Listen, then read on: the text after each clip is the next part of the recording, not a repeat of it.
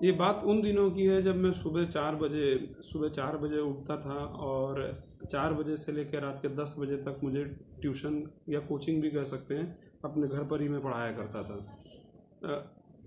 उस समय उस दौर की अगर मैं बात करूं तो एक ऐसा भी दौर हुआ करता था कि मैं सोमवार के दिन जूता पहनता था, तो वो जूता मैं शनिवार की रात में ही जाके निकालता था, क्योंकि मुझे सोमवार से लेकर शनिवार लगातार, कई बार तो संडे को भी ऐसा हो जाता था कि मुझे वो जूता पहन के ही सारा काम करना पड़ता था। जूता का आशय ये है कि मैं सोमवार को जूता जो पहनता था वो शनिवार की रात को ही मैं निकाल पाता था। समय का मेरे पास इतना अभाव हुआ करता था।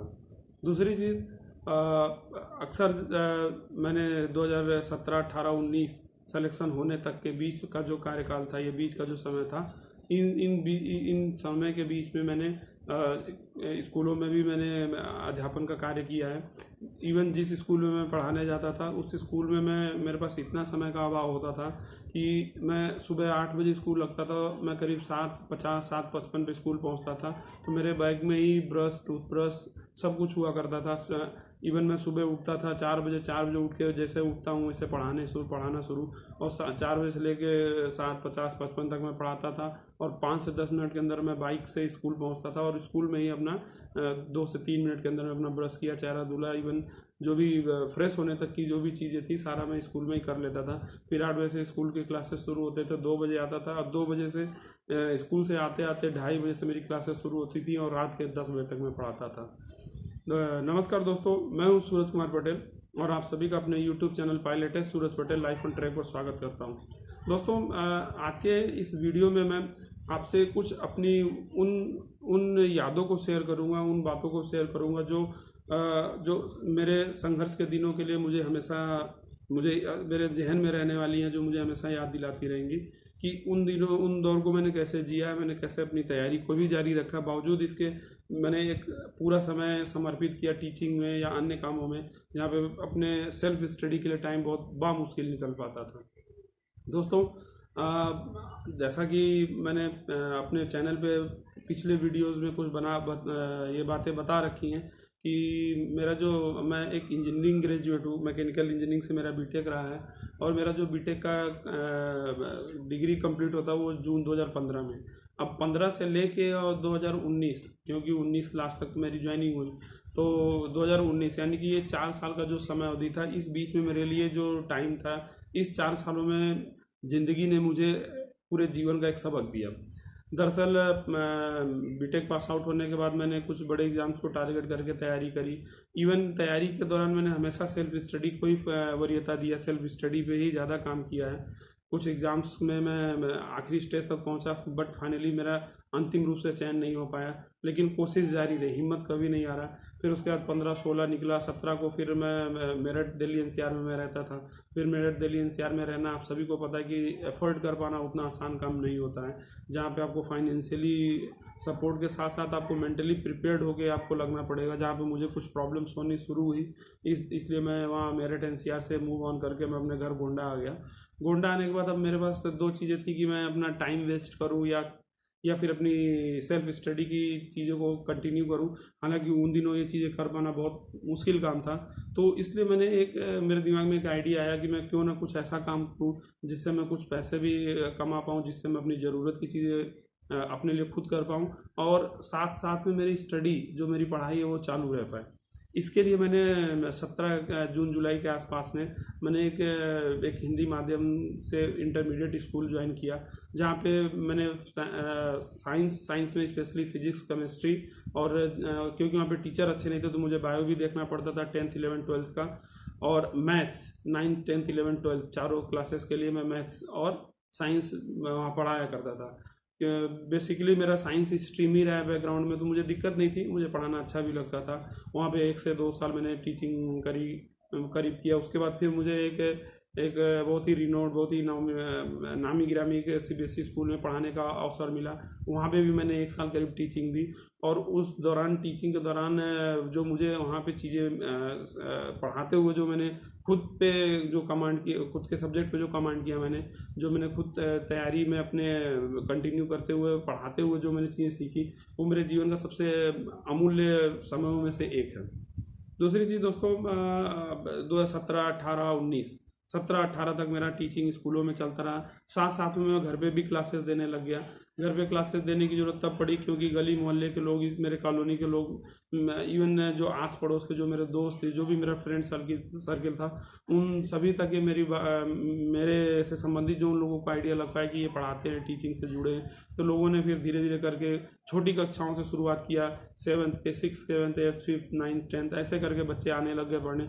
बाद में कुछ कम्पिटेटिव एग्जाम्स को तैयारी करने के लिए भी बच्चे मेरे पास आए। इवन मैंने खुद उनको भी पढ़ाया टाइम निकाल के। बाद में इन सब समय के साथ में मैं अपनी सेल्फ स्टडी भी करता था। एक समय ऐसा भी दौर था जब मैं सुबह के 4 बजे से लेकर रात के 10 बजे तक, मतलब आप समझिए कि 5 मिनट भी मेरे पास टाइम नहीं होता था। मैं टीचिंग में इस हद तक इन्वॉल्व हो गया। उसी दौरान मैंने अब ALP के लिए जो वैकेंसी आई हुई थी, मैंने एग्ज़ाम भी दिया। हालांकि उस समय मेरा कोचिंग या ट्यूशन का जो ये प्रोफेशन था वो उस काफ़ी अच्छा चल रहा था। इवन अगर मैं फाइनेंशियली बात करूँ तो अच्छा पैसा मैं अर्न कर पा रहा था टीचिंग के माध्यम से। तो कहीं ना कहीं मेरा माइंडसेट हो गया कि शायद मैं एग्ज़ाम्स क्रैक करने के बजाय मैं अब इसी चीज़ पे ज़्यादा फोकस करूँ, इसको और बड़े लेवल पे ले जाने की कोशिश करूँ तो मैं और अच्छा कर सकता हूँ। फिर बाद में मैंने ALP का जो पहला CBT 1 है, मैंने बहुत अनमने ढंग से, या बोल सकते हो कि एक यूं ही बस एक फॉर्मेलिटी पूरा करने के लिए मैंने फॉर्म भरा था, तो मैं देने चला गया। और वहाँ देने के बाद जो मेरा CBT 1 में मेरा मेन फोकस था कि मैं मैथ्स पढ़ाता था। मैथ्स रीजनिंग टारगेट करके, और कुछ साइंस के क्वेश्चन मैंने करने थे, लेकिन पेपर में क्वेश्चन होने लगे तो उसको मैंने अटेम्प्ट किया। बाद में CBT 1 निकला, घर वालों ने प्रेशर डाला कि नहीं करो तुम, क्योंकि गवर्नमेंट जॉब ज़्यादा ज़रूरी है, प्राइवेट सेक्टर का कुछ पता नहीं था। हालांकि उन दिनों ये पता नहीं था कि कोविड की वजह से क्या पेंडेमिक के दौरान क्या और इसके साइड इफ़ेक्ट हो सकते हैं, खासकर प्राइवेट सेक्टर में टीचिंग का, या जो भी प्राइवेट सेक्टर से संबंधित जॉब है, उन सब चीज़ों का किसी को आइडिया नहीं था। बावजूद इसके मेरे घर वाले हमेशा फोकस या प्रेशराइज किए कि गवर्नमेंट जॉब के लिए पढ़ो, और अब तो CBT 1 निकल गया, CBT 2 पे फोकस करो। फिर मैंने थोड़ा सा अपने सेल्फ स्टडी को थोड़ा और टाइम दिया। संडे यूटिलाइज करने लग गया, छुट्टियों को यूटिलाइज करने लग गया। लास्ट में मैंने स्कूल भी ड्रॉप आउट कर दिया क्योंकि कहीं ना कहीं मेरी पढ़ाई डिस्टर्ब हो रही थी। हालांकि इसी बीच में मेरी शादी भी हुई मार्च 2019 में। मेरी शादी भी हुई। इवन मेरे ऊपर रिस्पॉन्सिबिलिटी कभी कम नहीं रहा। मैंने रिस्पॉन्सिबिलिटी हमेशा को कैरी करते ही, सारी चीज़ों को लेके चलते ही मैंने अपने तैयारी को भी कंटिन्यू करा। हालांकि वो फिर चीज़ें बहुत ही, आप समझ जाइए कि आपको पूरा बहुत ही ज़्यादा एक सिस्टमेटाइज वे में आपको उस समय तैयारी करने की ज़रूरत पड़ेगी। बिकॉज अगर आप जिम्मेदारियों से आप घिरे हुए हैं और आप सेल्फ स्टडी को भी आप कंटिन्यू कर रहे हैं, तो कहीं ना कहीं आपको एक स्वप्रेरणा, सेल्फ मोटिवेशन एक ऐसा फैक्टर रहेगा जो आपको बहुत काम आएगा। और इवन अगर आप लोग भी तैयारी करते हैं तो मेरा मानना है कि आप सभी इस चीज़ पे ज़रूर काम करिएगा। और इवन आप यकीन मानिए कि मैं अपने गांव समाज से पहला रेलवे में चयनित होने वाला कैंडिडेट रहा हूं। और इवन लोको पायलट की बात करूं तो मेरे गांव के आसपास के कई गाँव में भी कोई रेलवे में चयनित अभ्यर्थी नहीं है। हालांकि अब तो 1-2 पुलिस कांस्टेबल UPP के अंडर में कुछ बच्चे चयनित हुए मेरे सिलेक्शन को कुछ समय बाद। लेकिन हाँ, ये एक बड़ी बात थी खासकर मेरे गांव समाज के लिए कि एक पहला अभ्यर्थी जो रेलवे में चयनित हुआ। और इन सभी चीज़ों के बावजूद तैयारी करते रहे और पढ़ते रहे। इवन आज भी अब तो मैं ऑलमोस्ट 1 साल होने को है मेरा रेलवे में एक एज ए एम्प्लॉई। बावजूद इसके मैं आज भी मैं अपने आप को अपडेट करता हूँ। अपडेट करने का मतलब कि आज भी मेरा अगर टाइम बचता है तो मैं उसको पढ़ाई में ज़्यादा डिवोट करता हूँ। मेरे पास टाइम होता है तो मैं नई नई चीज़ें सीखने की कोशिश करता हूँ, चाहे वो मेरे जॉब से संबंधित हो, चाहे वो किसी कंपटीशन के रिगार्डिंग हो, या फिर समसामयिक की घटनाओं से संबंधित हो जो मुझे डे टू डे अपडेट करने की ज़रूरत पड़ती है। वहाँ से मैं चीज़ें अपडेट करता रहता हूँ। आज तो आप सभी को पता है ऑनलाइन ऑफलाइन बहुत से रिसोर्सेज हैं जहाँ से अगर आपकी इच्छा शक्ति है तो आप अपनी पढ़ाई को भी जारी रख सकते हैं, इवन आप जॉब में हो तब भी। दूसरी चीज़, आज की अगर मैं बात करूं, जो मेरा इस वीडियो का मोटिव रहा है कि आप सेल्फ स्टडी पे फोकस करते हुए, अगर आपने मन में कुछ ठान रखा है कि आपने कुछ करना है लाइफ में, तो आप ज़रूर करिए। कभी भी रुकिए मत। समस्याएं आती रहेंगी, जाती रहेंगी। इवन संघर्ष का दूसरा नाम ही है। अगर ज़िंदगी में आपके संघर्ष नहीं है तो फिर आपका वो लाइफ आप उतना फ्रूटफुल नहीं हो पाएगा जितना आप बिना संघर्ष के आप जीने की कोशिश करेंगे। तो ओवरऑल अगर मैं बोलूँ अपने पूरे तैयारी के जर्नी को अगर मैं समराइज़ करना चाहूँ तो मैं एक चीज़ बोलूँगा कि आप हमेशा लगे रहिए, सबसे ज़्यादा ज़रूरी है। आप कहीं भी हो, किसी भी पद पर हो ना हो, सरकारी नौकरी में हो ना हो, बेरोजगार हो, रोजगार से संबंधित किसी भी काम में लगे हो, कहीं पे भी हो, आप हमेशा तैयारी को फोकस करिए। वो आपको कहीं ना कहीं एक दिन आपको एक अच्छा आयाम देगा, एक अच्छा परिणाम देगा, जिस दिन आपका समाज में नाम भी होगा, लोग आपको आपके नाम से भी जानने लगेंगे, और धीरे धीरे करके आपके ऊपर एक जिम्मेदारी, जो कहीं ना कहीं आप जिम्मेदारियों से आप आंखें नीचे हुए हैं, आप उन सब चीज़ों से अभी कहीं ना कहीं आप अभी अवेयर नहीं है, वो चीज़ें भी आपके ऊपर धीरे धीरे करके एक समय बाउंड चीज़ें होती हैं, आपके ऊपर आती रहेंगी। तो आई होप कि मैं अपनी जो बातें रही हैं इस वीडियो के माध्यम से मैं अब बता पाया, समझा पाया। इवन एक और बात मैं बोलना चाहूँगा कि जब मैं स्कूल में मैं टीचिंग करता था, तो टीचिंग के दौरान टीचिंग के दौरान भी मेरा फोकस, अल्टीमेट फोकस जो होता था, प्राइमरी फोकस, वो मेरी अपनी तैयारी को लेकर रहता था। मैथ्स का टीचर था, तो क्योंकि प्राइवेट स्कूलों में बहुत मैनेजमेंट जो था वो बहुत टीका टिप्पणी करती है कि आप पढ़ाते नहीं, आप ये नहीं करते, आप अपना टाइम वेस्ट करते हैं। तो मैं टीचिंग के दौरान अपनी तैयारी को फोकसली मैं अच्छे से कर पाऊँ, इसके लिए मैं हमेशा, मेरे पढ़ाने का एक बहुत बढ़िया सीधा सा पैटर्न रहा है कि मैं जैसे क्लास में पहुँचता था, अगर 40 मिनट का पीरियड होता था तो मैं 10 से 15 मिनट बच्चों को समझाने में, बोर्ड पे पूरा अपना मैथ्स की चीज़ें आप सभी को पता है कि उसको कॉन्सेप्ट समझाते हुए 2-3 प्रैक्टिस करा दिया क्वेश्चन, उस पर बेस्ट क्वेश्चन मार्क कर दिया कि ये क्वेश्चन इस तरीके से होंगे, और फिर मैं बच्चों को देता था कि आप अभ्यास करिए। इससे बच्चों का भी प्रैक्टिस होता था। दूसरी चीज़, जब बच्चे प्रैक्टिस कर रहे होते थे तो टाइम मिलता था, तो मैं क्लास में ही अपना, जब भी टाइम निकलता तो मैं अपना मैथ्स का अपना खुद का प्रैक्टिस करता।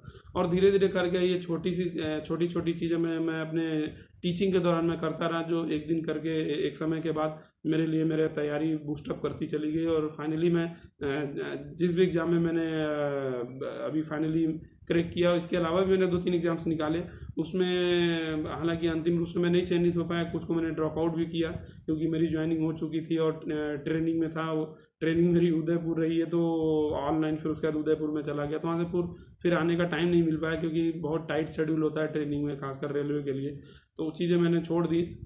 बाकी अभी भी मैं लगा हूँ, आई होप कि मैं लाइफ में कुछ बड़े लेवल पे मैं कुछ अपने आप को साबित कर पाऊँ। तो उन सभी चीज़ों के लिए ज़्यादा ज़रूरी है कि आपका अल्टीमेट फोकस करके लगे रहना। तो दोस्तों, इस वीडियो को फिलहाल इतना ही रहने देता हूँ। मिलते हैं अगले वीडियो में, कुछ आपको नई नई चीज़ें सिखाऊंगा, कुछ नई बातें बताऊंगा, जहाँ तक मेरे लिए जो मैं लाइफ में कुछ सीख पाऊंगा मैं आपको सिखाने की कोशिश करूँगा थ्रू वीडियो। तो फिलहाल वीडियो को इतना ही रहने देता हूँ। आप सभी ने, जिन लोगों ने मेरे चैनल को सब्सक्राइब कर रखा है, उनका बहुत बहुत धन्यवाद। मैं आप लोगों से एक छोटी सी गुजारिश करूंगा कि आप इस वीडियो को, इस चैनल को और लोगों तक भी फॉरवर्ड करिए, क्योंकि मैं कुछ फालतू की बातें ना करके मैं हमेशा कुछ ना कुछ लाइफ ओरिएंटेड चीज़ जो मैंने सीखी है, जो मैंने खुद के अपने एक्सपीरियंस से सीखा, मैं उसको शेयर करता हूँ। और आई होप कि ये चीज़ें आपके लिए भी वर्क करे, या आपसे संबंधित उन लोगों के लिए वर्क करे जो तैयारी में है। तो फिलहाल वीडियो को इतना ही रहने देता हूँ। मिलता हूँ अगली वीडियो में, तब तक के लिए धन्यवाद। आप सभी का बहुत बहुत धन्यवाद। मिलते हैं। Thank you.